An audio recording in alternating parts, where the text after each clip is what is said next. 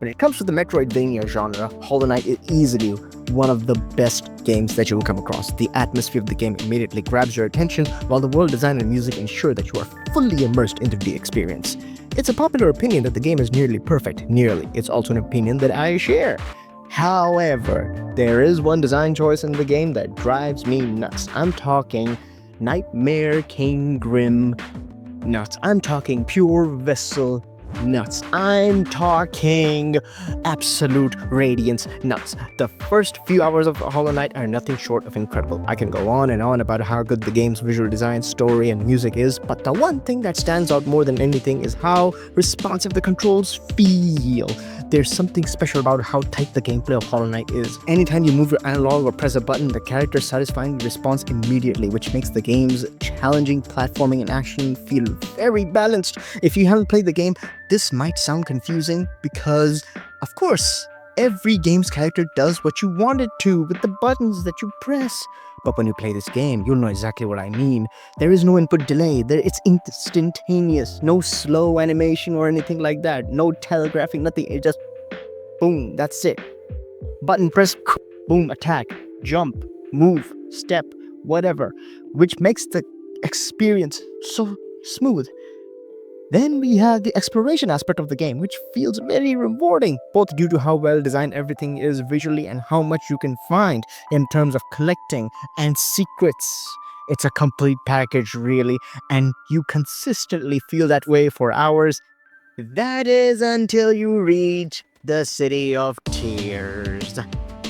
The turning point. City of Tears. Even the greatest video games tend to have some areas that fans don't like revisiting, especially if it has anything to do with water, H2O shit. And unfortunately, Hollow Knight starts to lose its steam too in the City of Tears for a number of reasons, and that's ironic given steam is water and so is the City of Tears. It feels like the sudden shift in terms of difficulty and pacing due to how the structure of the environment, enemies, and benches is mapped out. At some point, like during the elevator section, it can be a bit confusing to know when to move on to the next spot because some of the objects blend a little into the environment.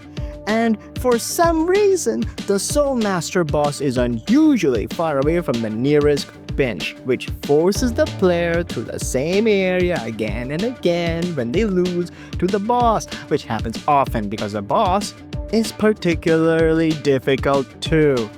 On top of that, the fast travel point is one per area, which adds extra backtracking for the same reasons as what I mentioned.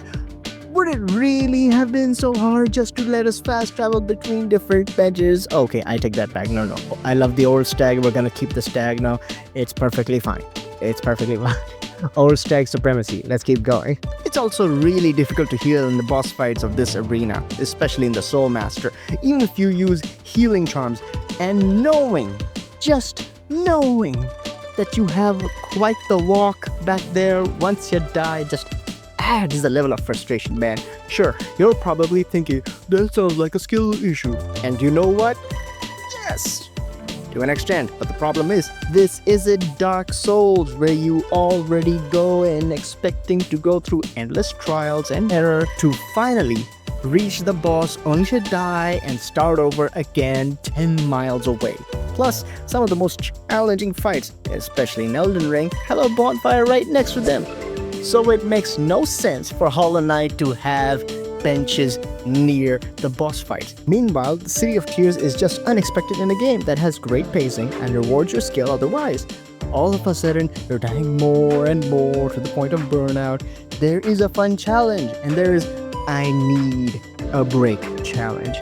And the latter is what this area feels like. The breaking point. The sewers. Oh god, I hate the sewers. As soon as I got to the sewers, I of course died. And what happened then? I got sent all the way back to the City of Tears bench, and then I had to go through some of what I complained about again. Backtracking and all that. At that point, it just didn't feel worth continuing.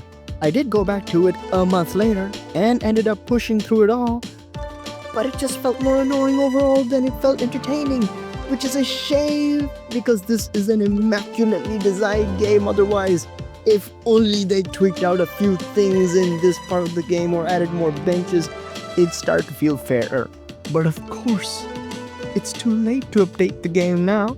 Here's hoping that Silksong avoids an area like this, or at least, if they are going to make an area like this, add benches and better healing if they do have difficulty spikes or areas with difficulty spikes. One way or another, you've been waiting too long, and I'm still excited for the sequel, whenever that may come. If you still tolerated my Hollow Knight slander so far, and you're still at this video, do consider subscribing. Otherwise, may your wait for Silksong be even longer.